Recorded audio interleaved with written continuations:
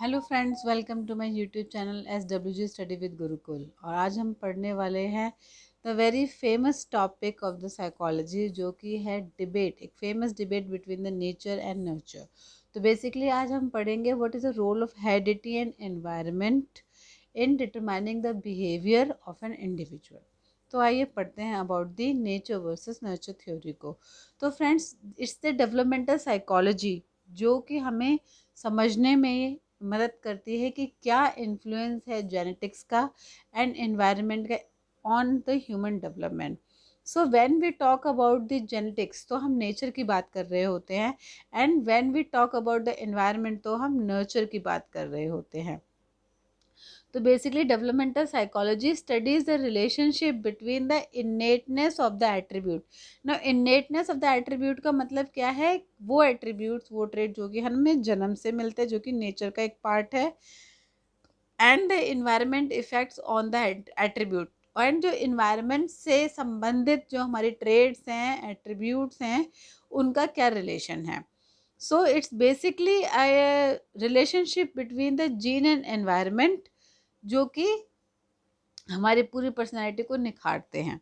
तो इसके बारे में हम आगे और डिटेल में पढ़ेंगे।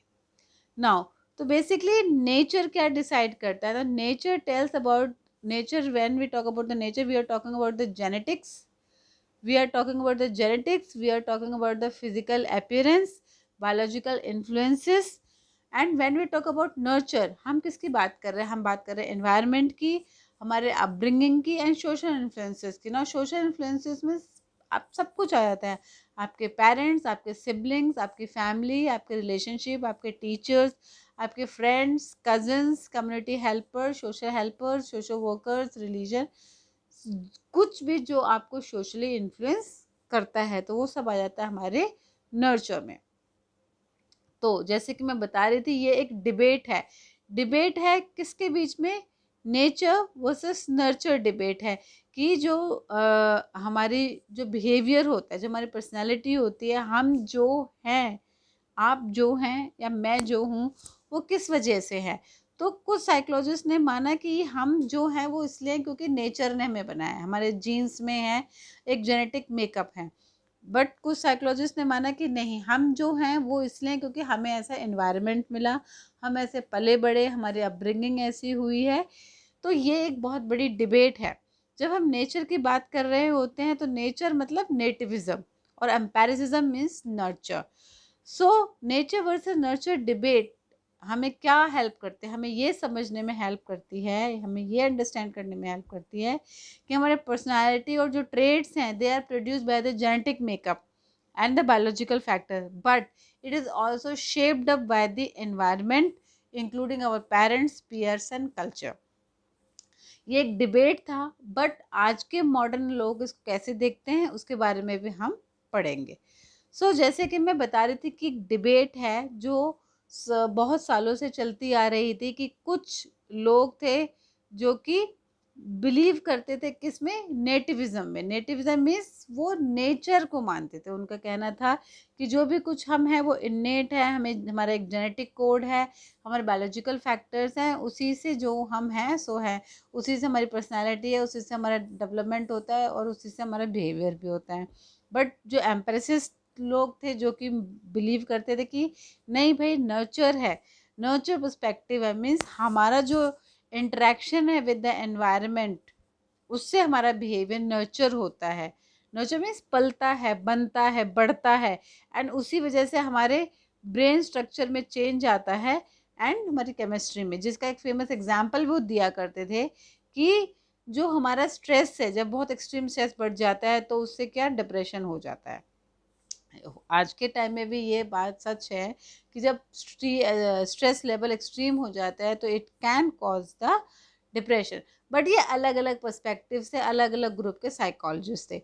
बट आजकल के जो मॉडर्न साइकोलॉजिस्ट हैं वो किस में बिलीव करते हैं? They believe in a bio psycho social model, जो कि क्या है? एक मल्टी मॉडल है। मल्टी मीन्स जिसमें कि सारे फैक्टर्स आ जाते हैं, जिसमें कि biological factor, psychological factor, socio economical, socio environmental and cultural factor सब आ जाते हैं। एंड ये जो मॉडर्न साइकोलॉजिस्ट हैं क्या बिलीव करते हैं? दे बिलीव कि हम जो है हमें जीन्स के जो ट्रेट्स मिले हैं, जैसे कि हमारी आई कलर, हाइट और पर्सनालिटी ट्रेट्स मिलते हैं, उससे भी इफेक्ट होती है। हमारे जो बेसिक जीनोटाइप्स हैं जो कि एक पर्टिकुलर इन्वायरमेंट में एक्सप्रेस होते हैं, उससे भी हमारे डेवलपमेंट पे फ़र्क पड़ता है। एंड हमारे यूनिक एक्सपीरियंसेस हैं ना, यूनिक एक्सपीरियंसेस हैं, आप मेरे एक्सपीरियंसेस यूनिक हैं, मेरे पास वो एक्सपीरियंसेस हो सकते हैं शायद जो आपके पास नहीं हो, जो आपके पास है जो मेरे पास नहीं हो। सो these unique experiences in our environment influence whether or how particular traits are expressed। ये एक्सप्रेशन का एग्जाम्पल मैं अभी और डिटेल में समझाने वाली हूँ। Gene environment interaction. ना gene environment interaction is a modern thing to discuss. क्योंकि इसमें ये माना गया है देयर आर सम ट्रेट्स जो कि हेरिटेबल तो हैं, जैसे कि हमारा आई कलर वगैरह है, बट स्टिल उनको भी एक पर्टिकुलर इन्वायरमेंट चाहिए होता है, एक रेंज ऑफ इन्वायरमेंट चाहिए होता है जिसमें कि वो अपने जीन्स को एक्सप्रेस कर पाएँ, जैसे कि टेम्परेचर और ऑक्सीजन। मैं आपको एग्जाम्पल देती हूँ। एक रिसर्च की गई थी ऑन माउंटेन रैट्स, पहाड़ी चूहे जो होते हैं जिनके ऊपर फर होता था वाइट कलर का, और उन जो छोटे छोटे चूहों को जैसे ही उनको क्या क्या किया है, उनको तो ट्रॉपिकल रीजन में लिया है जहाँ पे ठंड नहीं होती और गर्मी होती है। तो ये देखा गया कि कुछ चूहों को तो फर ही नहीं आए, एंड कुछ को जिनको आए बहुत कम आए, या फिर उनका वाइट कलर डेवलप नहीं हो पाया। क्योंकि उनको वो एनवायरनमेंट नहीं मिला। कौन सा? ठंडा एनवायरनमेंट। फर क्या काम करता है? ठंड से बचाने का काम करता है उनको। तो जब वो ट्रॉपिकल रीजन में आ गए तो फर की कोई ज़रूरत ही नहीं है, क्योंकि उनको टेम्परेचर रेगुलेशन की ज़रूरत नहीं है। So this is called the gene environment interaction. So it is basically general environmental input can affect the expression of genes, which is called the relation as gene environment interaction। मतलब environment भी gene के साथ communicate करता है, and कुछ जो traits हैं accordingly back and fourth use होते हैं। जैसे कि ह्यूमन में अपेंडिक्स होता है, आज अपेंडिक्स होता है, डॉक्टर्स भी बोलते हैं कि अपेंडिक्स का कोई रोल नहीं है, बट स्टिल वो हमारे स्टमक में रहता है, हमारे जीआई सिस्टम का एक पार्ट भी है, बट वो हमारे किसी यूज़ का नहीं है। उसको एक वेस्टिजियल ऑर्गन भी माना जाता है, मतलब वेस्ट है।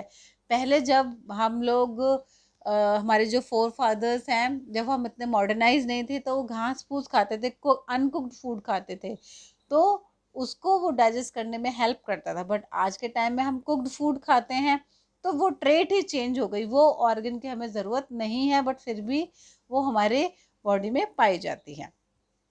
सो कहने का तात्पर्य ये है कि हमारी बहुत सारी बिहेवियरल ट्रेट ऐसी है जो हमारे इन्वायरमेंट से प्रभावित होती है।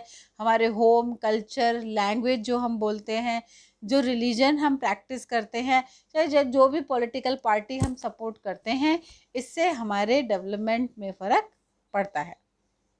ना एक बहुत फेमस मॉडल है डायथेसिस एंड स्ट्रेस मॉडल। ना डायथेसिस और स्ट्रेस मॉडल क्या है? It is a psychological theory which attempts to explain the behavior as predisposition of vulnerability together with the stress from the life experiences। उनका कहना है कि जो हमारा बिहेवियर है वो कौन से हमारे को स्ट्रेस एक्सपीरियंसेस मिलते हैं जो हमें वुलनरेबल फील कराते हैं, एंड उससे हमारी बिहेवियर जो डिसाइड होती है। डायथेसिस एक जो वर्ड है, जो एक ग्रीक टर्म है जिसका मतलब होता है डिस्पोजिशन और वल्नरेबिलिटी। वल्नरेबिलिटी मतलब आप कितने वल्नरेबल हो, आप कितने एक्सपोज्ड हो स्ट्रेस के लिए या फिर किसी चीज़ के। जैसे हम बोलते हैं ना बच्चे बहुत वल्नरेबल होते हैं टू एक्सीडेंट्स, तो वल्नरेबिलिटी का मतलब ये है। Now it can take form of genetic, psychological, biological, situational.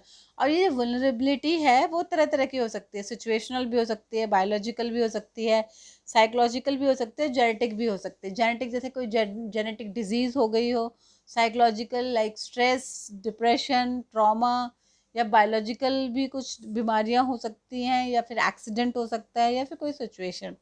So this diathesis or predisposition interact with the subsequent stress response of an individual। तो जो रिस्पॉन्स हम स्ट्रेस के अगेंस्ट देते हैं ये उसके साथ इंटरेक्ट करता है, एंड ये हमारे बिहेवियर को भी इफेक्ट करता है। सो This predisposition interacts with the subsequent stress response of an individual. Now this stress refers to a life event. अब ये stress कुछ भी हो सकता है, ये stress आपके लिए कुछ हो सकता है, मेरे लिए कुछ और हो सकता है. Like it can be a series of the event that disrupt the person's psychological equilibrium. Like कुछ भी ऐसा जो हमारी इक्विलिब्रियम मीन्स बैलेंस, हमारे साइकोलॉजिकल बैलेंस को डिस्टर्ब कर सके. Like for any loss of a loved one, या फेलियर्स इन लाइफ, या लव फेलियर, फाइनेंशियल क्राइसिस, कुछ भी ऐसा potentially which can act as a catalyst to the developmental disorder. मतलब कुछ भी एज ए कैटलिस्ट, जिसको बोलते हैं ना आग में तेल या घी डालने का काम करने वाला.